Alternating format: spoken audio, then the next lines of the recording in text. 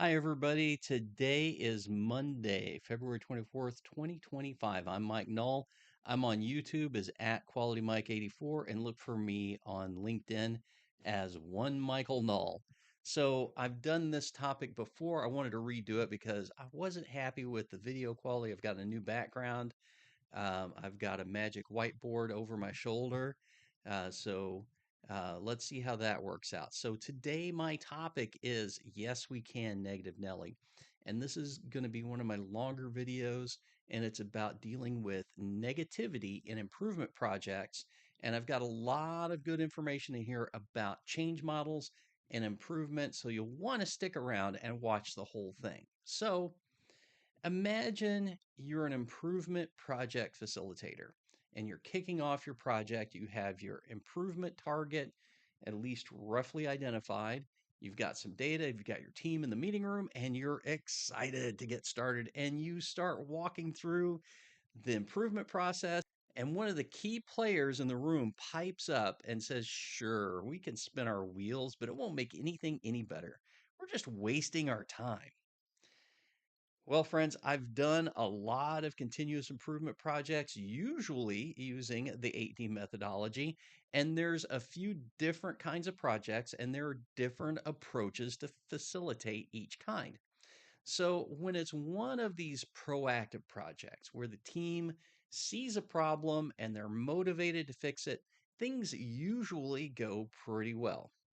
In other types of projects, for example, when a group of people were selected to find ways to cut costs, or if this is a reactive project after there was a finding or a complaint or an escape, then sometimes you as a facilitator have to play the part of a therapist and understand people's feelings going into the project. So, a lot of times when someone is expressing negativity, it's because they've had some bad experiences with this kind of project in the past. Maybe they went into the project with an ambitious goal and they ended up going to meetings and not really accomplishing anything. Maybe they were on to something really promising and then management pulled the plug before they could implement it. Or maybe they had a system or tool that solved a problem, but it was hard to use and nobody used it. In a few months, everyone forgot about the newly developed solution and went back to the old way of doing things. Now, it may be helpful to remember that whenever you're doing a corrective or preventive action plan, you're doing change management. I like to use the metaphor of painting a car. If you want to paint a blue car red, you have to prepare the surface to receive the red paint. If you don't, you can paint it, but the paint won't stick. It may look good for a few days, but then it'll start to bubble and peel, and then it'll be the same color it was before. And here's something else to think about. Here's an old joke. How many therapists does it take to change a light bulb? Well, only one, but the light bulb has to really want to change. And you may be thinking, I didn't get into manufacturing or software to be a therapist, but social and industrial psychology is important to understand in order to get people to work together effectively. Now, there's a couple of change models I'm going to introduce here. One's the Lewin unfreeze, change, refreeze model, and the other one is the Kubler-Ross change curve. Now, there are people out there that know more about industrial and organizational psychology than I do, and I would love to get your input on this. And there's other change models out there, and they may be even more helpful in different situations.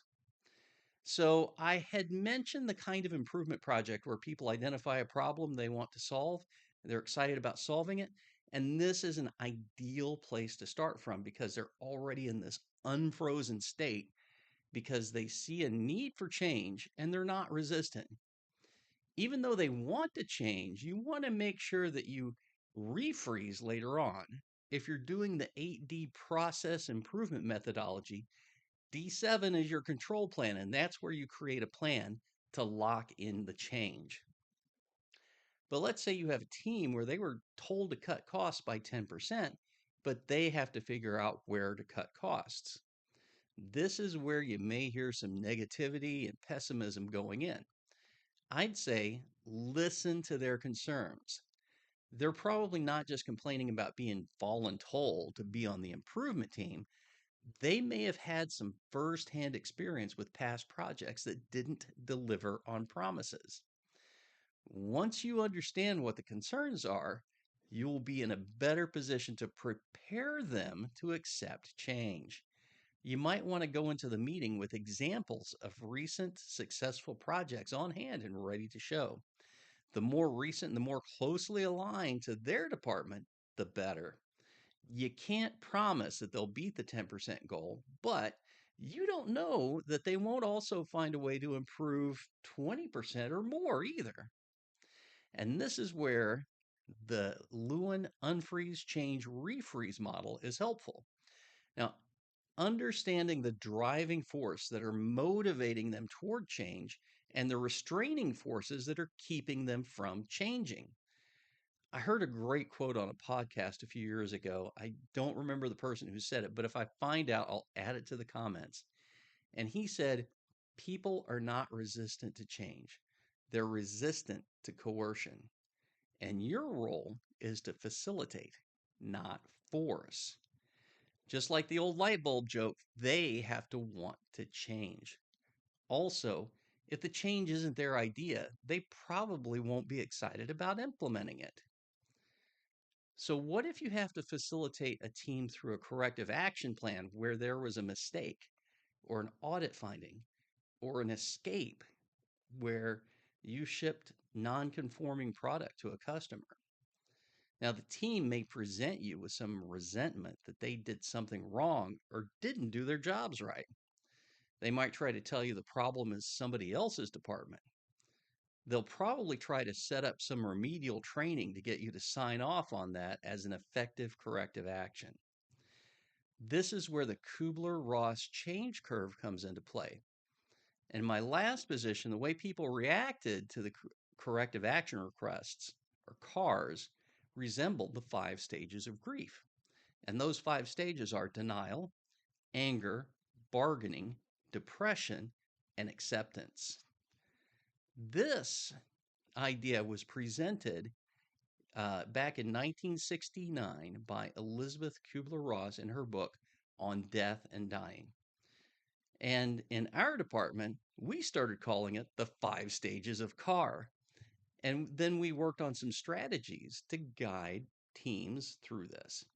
Now, after doing some research, I found out that we weren't the first people who saw this pattern in change management. Change management, the stages have different names and present a little bit differently, but if you do these corrective action plan projects, you'll recognize them. Now, and also with this Kubler-Ross change curve, the stages may not go in a straight line, and the team members may get past a stage and then regress back to it later in the project. But the main strategy is listen to their concerns and separate facts from feelings. Present them with the standard that they're accountable to and the evidence that shows the product or service didn't meet the standard.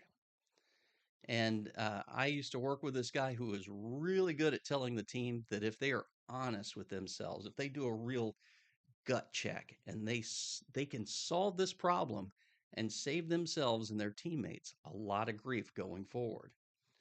And your goal is to get them through all the stages to the acceptance stage where they are working toward a solution enthusiastically and keep them there. Now, like the other models, it might be helpful to tell them about other successful projects so they can see that this is possible. Elizabeth Kubler-Ross very famously believed in hope as a force to get through these stages. Now, I want to share a little bit about when I was facilitating a team that was told to reduce their cost of poor quality. And not everybody wanted to be on that project, and they thought they were just going to do some extra training and then call it good. And yeah, we did have one team member who was always negative, and one day he says, "You can't improve quality without increasing cost or schedule." Now, since we were calling it a zero defect plan, He went on to say, and the only way you're going to get to zero defects is if we have infinite budget and infinite schedule. Now, my quick answer was, well, then you'd never deliver if you have infinite schedule. But I thought about it. The team deserved a better answer than that. So I went back. I did some research. I did some thinking. And what he was talking about was the old iron triangle concept where you only get two of fast, good, and cheap. And they call it the iron triangle because supposedly it's an unbendable rule. So when I went back, I told the team first off, even though we call it zero defects, we don't need to get down to zero to have a successful project. And secondly, if we find waste, mistakes, or inefficiency in the process, and then we take those out, then we will be able to improve quality without more budget or schedule. And then they were happy with that and they were able to move on. So that's all I have for you today for negativity and change models. Now, please click like if you like the video. Leave me a comment to tell me what you think.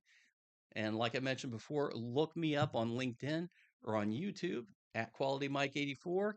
In the meantime, keep helping each other and remember to make all the good things happen. Goodbye.